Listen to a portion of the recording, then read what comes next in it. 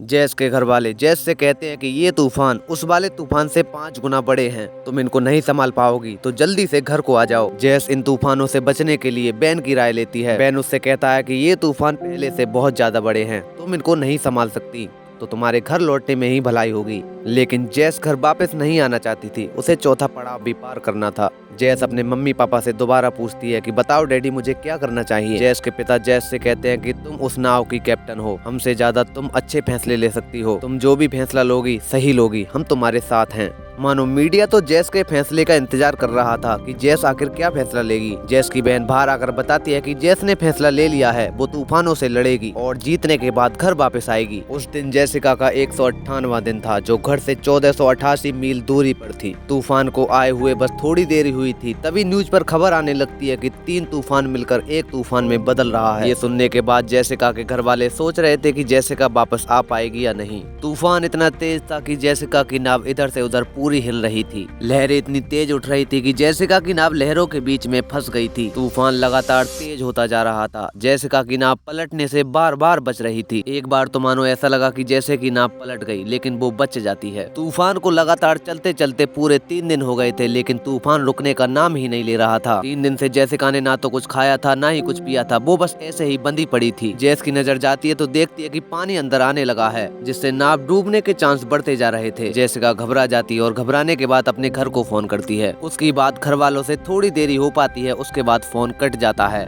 घर वाले सोचने लगते हैं कि जैसिका शायद उन्हें छोड़कर जा चुकी है। जैस की नाव तूफान में बुरी तरह से फंस चुकी थी, वो किसी भी तरह पलटने से बच रही थी। तभी एक जोर से लहर आती है जो जैस की नाव को पलट देती है और पानी के नीचे 15 फीट नीचे ले जाती है। जैस की नाव पलट जाती है और वो लगातार नीचे जा रही थी। जैस को भी लगने लगता है कि शायद अब वो नहीं बचेगी और अपनी फैमिली को याद करने लगती है, जिसमें वो अपने मम्मी पापा और सबसे ज्यादा अपने कोच को प्यार करती थी। सभी जैस को कॉल करने की कोशिश करते हैं, लेकिन जैस का फोन नहीं मिलता है। ये सब होने के बाद सभी लोग दुखी होने लगते हैं। तभी अगले सीन में जैस की नाव को दिखाया जाता है, जो धीरे धीरे सीधी हो रही थी, क्योंकि उसे ऐसी टेक्नोलॉजी से बनाया गया था, अगर पानी अंदर ना आए तो वो खुद ब खुद सीधी हो जाती है और जैस की नाव सीधी होकर ऊपर आ जाती है। तभी जैस का फोन बजता है, अपने घर वालों से और कोच से बताती है कि उसने आखिरी पड़ाव को भी पार कर लिया है। सभी लोग और उसका कोच खुशी के मारे पागल हो जाते हैं, क्योंकि जैसिका वाटसन एक ऐसी लड़की बन गई थी जिसने सबसे कम उम्र में पूरी दुनिया घूम ली थी। जैस अपनी नाव से बाहर निकलती है और सबसे ज्यादा भगवान को शुक्रिया अदा करती है। पूरा देश जैसिका वाटसन के आने का इंतजार कर रहा था। पूरे देश के न्यूज चैनल पर जैसिका वाटसन की खबर